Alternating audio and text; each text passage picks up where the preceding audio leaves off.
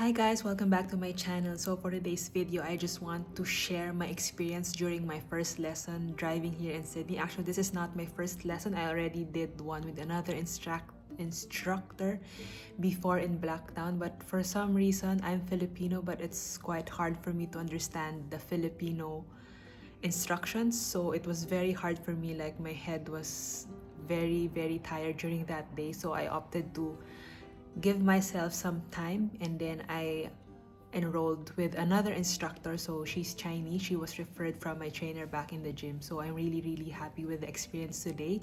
So I will just share you a bit of a recap. So there will be no car footages because of course I'm learning. So this will just be a one-on-one interview with me about my driving lesson today.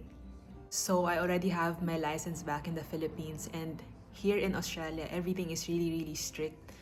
I don't even know the flow of this vlog, but I just want to share my experience with it. So first, before you can even have the L license or even drive with your Philippine license, you need to pass the DKT test, which I passed last year, November.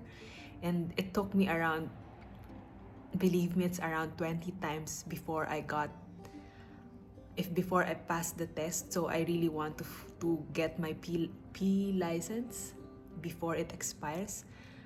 And ayun, find the best instructor for you. I think you just really have to try which one is best for you, because the previous instructor that I got, people recommend him a lot in Filipino groups and everything, but I think I found him too strict on me, and I think I don't learn that way because I need someone who is patient, who is calm. But if that works for you, then go with it. So I'm really thankful for Jolene. She's my instructor now, and I will just share with you what she has taught me today. So what I like with my instructor, first, she allowed me to familiarize myself with her car here. Of course, back in the Philippines, the driver's seat is different, the roads are different, everything is different, the buttons and everything. And back in the Philippines, I'm used to driving the manual car. Yes, I have an automatic car, but I'm not used to more high-end cars here in Australia. But I'm thankful that my instructor's car is not so high-end, because some cars, even when you press the P, the drive, the reverse, everything is touch button. But here, she still has that stick to move. So I'm really happy that she allowed me to kind of familiarize myself first. And then she also taught me to that before we even start, I need to adjust my seat. So I think here you can also adjust the seat height, so it should not be super close to the ceiling. And then I also adjusted the back seat, and I also adjusted the mirrors as well, that make sure that I see everything. So before you even put your seatbelt on, make sure that you have your seat adjusted perfectly for you. And this is one of the tips she said that you need when you are going to take the driving test, because the instructor will look for this. So for the first 10 minutes, 10-20 minutes, she just allowed me to go through the quiet suburbs, where she calls the quiet road, or like the small roads, which is not the main road, so you don't really see lines. So she just kind of observed how I go from turning left, turning right. So back in the Philippines, I'm used to just using the side mirrors. That's how my driver Lando, who is very nice, like I love him so much. He's like the best person ever. And he passed away already. And he really taught me all those tricks, those shortcuts in driving.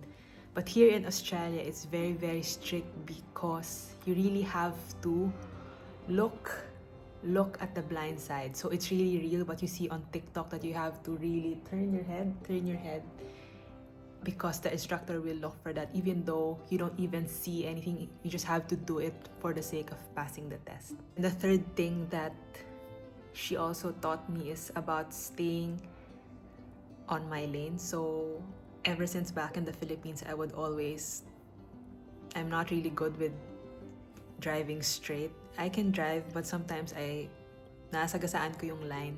So here, she mentioned that I always have to have that 1 meter space to the cars beside me, especially if I'm driving on the quiet roads. And just make sure that when I want to turn left, I need to stay on my left lane, and if I want to turn right, I'm on my right lane. Because sometimes there's no lines, so you tend to be everywhere, which she noticed. But I'm so happy because she always say that you're smart. So parang it gives me confidence that I'm smart. Kasi unlike with my other instructor, parang he was just very, very frustrated with how I drove during that time. And it just made me panic so much, which eventually I didn't really learn anything from that session. And then the fourth thing that she also taught me was the curbside parking. So the curbside parking, you have to have your tire in the not gray or parang white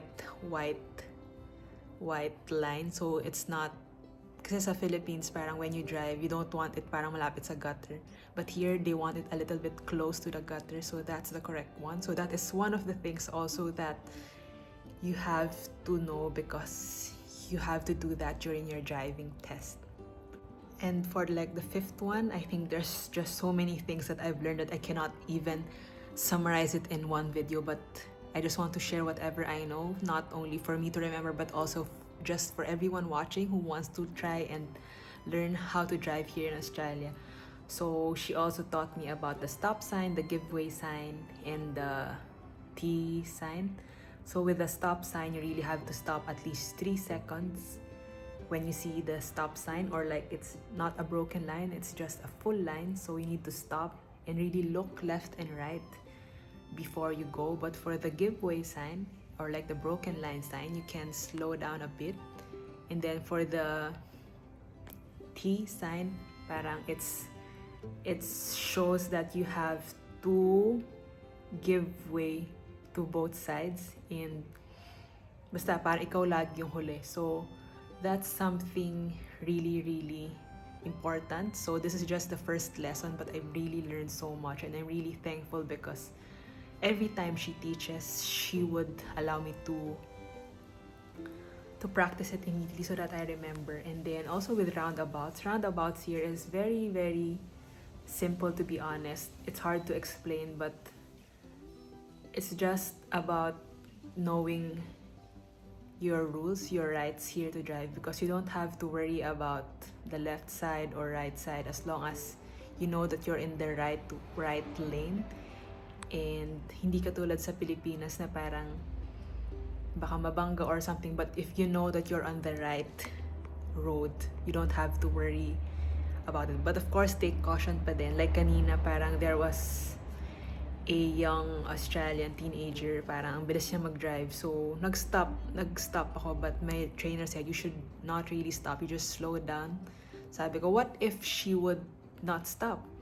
So, kasi parang intersection siya, tapos parang sabi lang niya na, then you have to have that emergency stop. Pero parang the right thing is you really have to just slow down and not stop, because that is parang yun yung road ko. Parang I don't have to give way. Pero sabi ko nga sa kanya, siguro sa Philippines, I'm used to na parang pag may dadaan, I would give way to them. Parang bahala kayo kung gusto nyo mag-away, wala akong pakialam, basta mauna na kayo parang. Pero dito parang it's not supposed to be like that. So you will also lose points if you give way when you're not supposed to give way. So yun lang naman. Yung isa sa mga nagulat talaga ako here is that you have to have that at least one vehicle. Actually sa manual it says 1 to 2, but one vehicle is enough, that when you stop during anywhere, parang if you stop here in Australia, you have to leave at least one car apart from you and the next car, kasi nga what if there's an emergency, at least may dadaan. Kasi sa Philippines, diba, I'm really used to traffic, so ako dumidikit talaga ako sa car as long as I can. But here, sabi niya, parang it's not supposed to be like that. So in the Philippines, parang kung hindi naman ako, pag walang motor na sumisingit, I would allow at least to see the plate number. Parang ganon. Pero kasi nakasingit pa rin yung motor, so minsan pinupush ko talaga and until I don't see my headlight already. But here, she said that you need to see at least the 2 tires at the back to make sure that you have enough space for any emergency vehicles to pass. So ganon siya if you want to pass the driving test. I think that's quite of an information for everyone. I think kahit ako na information overload, it's actually my day off today, and I haven't even done anything for the day. Good thing nagawa ko na siya kahapon. But it's really a fun experience. It's actually, sabi nga niya, if you actually know how to drive, you won't really forget it. You just really have to learn the rules here again in Australia, just to familiarize yourself again. So I really hope and pray na I would get my license this year bago mag-expire yung DKT test ko, because that online test is just so hard, because just one or two mistake, you have to repeat everything again, and you need 24 hours to reset everything. So I hope you have enjoyed this vlog, this very one-on-one mini quick reaction vlog about my first Sydney driving lesson here. So I'll see you on the road. Thank you, and don't forget to like, share, and subscribe, and stay safe. See you on my next vlog.